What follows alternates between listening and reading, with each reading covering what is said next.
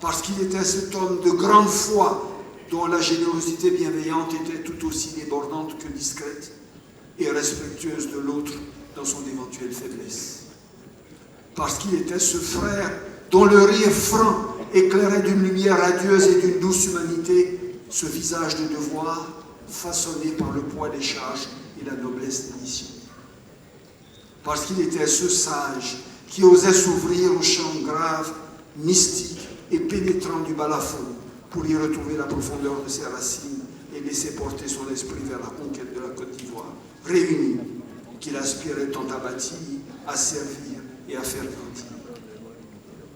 Parce qu'il était celui que nous avions choisi collectivement, sincèrement et totalement pour guider notre action commune, notre espoir pour ce pays dont nous avons connu le glorieux passé et dont nous voulons élever l'avenir pour les générations futures.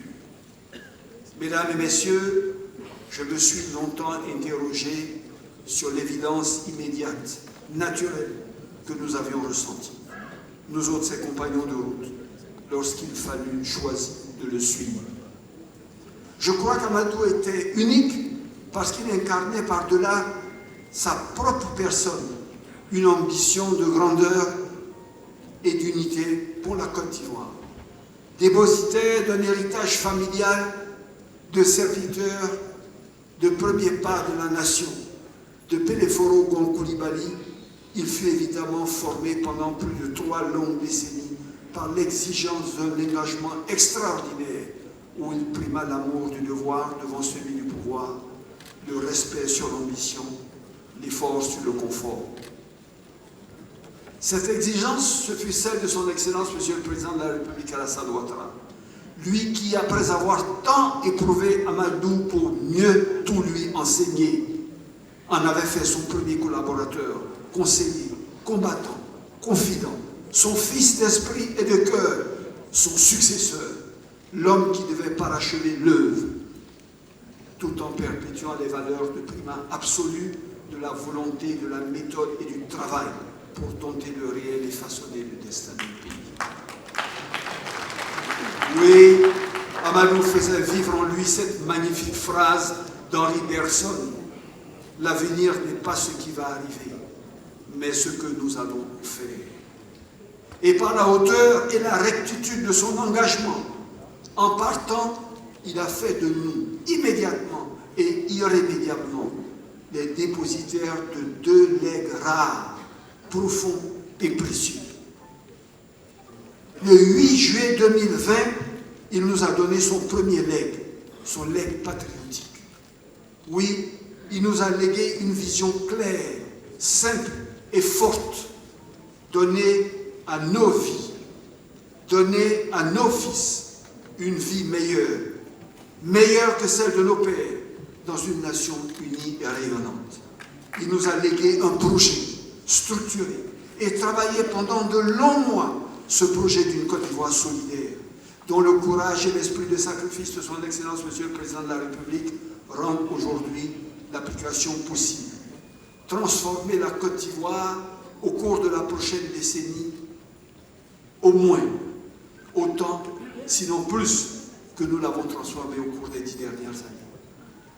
Et nous le sentons, nous, ministres de notre République, que c'est en recevant ce premier legs d'Amadou Gon, en l'accomplissant avec une mobilisation irréductible, que nous pourrons peut-être un jour atténuer un peu le cœur de son Excellence, Monsieur le Président de la République, de cette perte insondable que nul ne pourra jamais saisir à sa juste mesure. Mesdames et messieurs, en évoquant ces souvenirs, en rappelant à nos mémoires endeuillées cette journée, une émotion infinie monte en moi, trouble mon âme et dans le même temps m'oblige à jamais. Oui, j'avais une admiration extraordinaire pour Amadou, lui qui fut mon collègue ministre, mon frère de combat du Golfe, mon SGPR exigeant, mon PM dont je partageais toute l'ambition et l'intimité.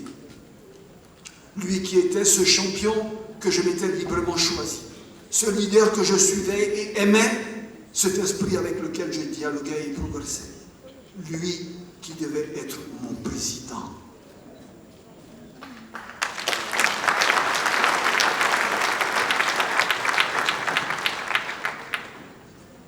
si le destin en a voulu autrement, je voudrais faire un encart et vous confier, comme certains l'ont fait, une confidence que nous avons partagée ensemble. Alors que tout était acté pour le cercle intime du président qui savait qu'Amadou Dgon serait désigné, je suis allé le voir à son bureau et nous échangions fraternellement, comme nous savons le faire à deux. Et je disais à Amadou, on se prépare. Il me dit à quoi? J'ai dit, mais à ce que tu sais. Il reste 1 minute sans silence, m'ayant compris. Et il me dit, est-ce que tu penses que c'est la meilleure solution? Un peu perturbé, à la vérité, je reste moi-même un peu silencieux, et il répète, il me dit, est-ce que tu ne penses pas que la meilleure solution, ce soit de laisser Alassane Ouattara président? J'ai dit, mais comment ça?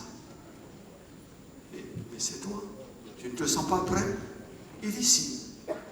Mais est-ce que tu ne penses pas que son aura, son leadership, sa connectivité sera ce parapluie sous lequel nous pourrons, nous, technocrates et techniciens par excellence, donner le meilleur de nous-mêmes pour la Côte d'Ivoire? Je lui ai dit, non, Amadou, je ne pense pas. Je pense que ton heure est venue et quoi que tu fasses, cette responsabilité que le chef de l'État te confiera, tu sauras l'assumer parce que nous serons à côté de toi et parce que nous avons confiance en toi. Et le sais-tu, il ne m'a rien dit et notre conversation s'est arrêtée là. En sa qualité de responsable politique, au collecté de son Excellence, Monsieur le Président de la République, renouvelant les leçons du Père de la Nation, il eut ainsi le courage de mettre sur les fonds baptismaux un parti neuf, sorti des clivages d'hier, un parti de notre siècle, un parti de progrès et d'union, de tous les talents. Oui, un parti, enfin, et réellement national. Notre parti, le RHDP. En sa qualité de président du directoire, il a, comme à son accoutumée, tout donné pour réaliser ce congrès de l'impossible, celui du RHDP, à quelques mois seulement d'une élection présidentielle où, encore une fois, le destin de notre pays allait se jouer. Parce que le président Alassane Ouattara avait entre ses mains mis sa confiance absolue, Amadou ne pouvait ni décevoir, ni échouer. Il passait ses nuits entières à réfléchir et ses journées à nous recevoir tous. Qui, dans cette salle du RHDP, n'a pas rencontré Amadou? Soit à son domicile, au bureau ou sur le terrain. Qui n'a pas entendu parler de la nécessité de nous retrouver dans cette aventure qui était d'abord et avant tout la contribution de notre génération à la stabilité du pays et qu'aucune autre alternative en dehors de celle-ci n'aurait été ni viable ni valable. Chacun d'entre nous, il nous a parlé. De son âme et du fond de son cœur, il a tout dit pour nous convaincre. De tous horizons politiques, pour que nous rajeunions cette famille et que nous créions à nouveau quelque chose de neuf, de fort, qui supplante tout au moment où peu croyaient cela possible. Au-delà de ces mots, la flamme de la conviction qu'on voyait dans ses yeux provenait du plus profond de son âme.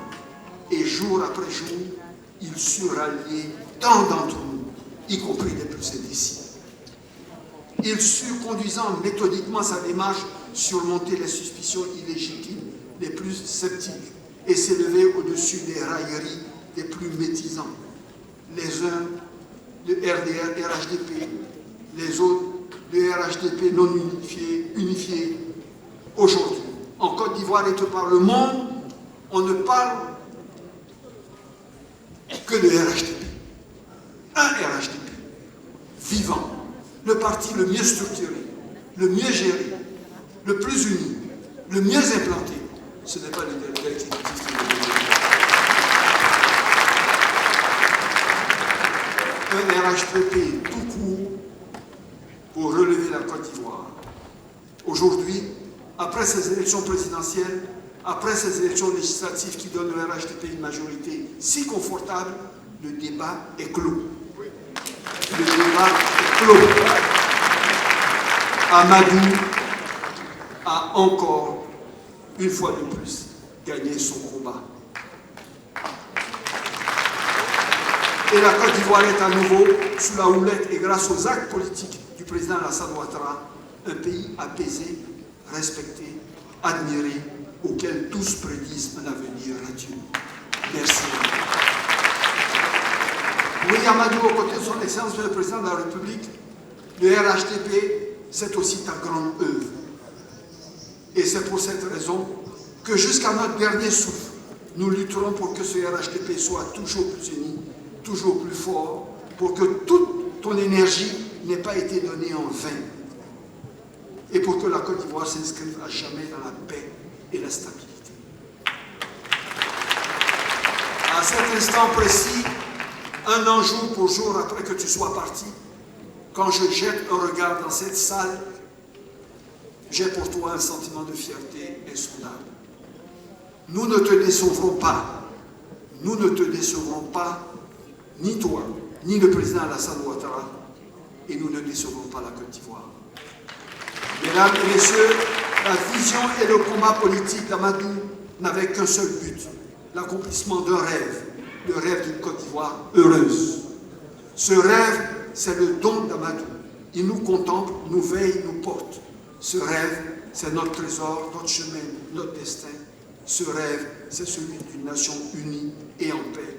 Ce rêve, c'est celui du RHDP, parti qui nous rassemble tous et qui nous transcende. Ce rêve, c'est celui d'une Côte d'Ivoire, terre de tolérance et de dialogue, comme l'avait voulu notre père fondateur Félix Houphouët-Boigny. Ce rêve, je le partage, je le vis, et j'ai l'insigne honneur de le mener avec vous, mesdames et messieurs les ministres, sous la conduite éclairée et le leadership bienveillant du président, son Excellence Alassane Ouattara. Ce rêve d'une Côte d'Ivoire heureuse, soyons-en tous fiers, soyons-en tous dignes. Amadou était Amadou, et jamais, non jamais, personne n'osera l'égaler. Personne d'autre ne sera jamais Amadou.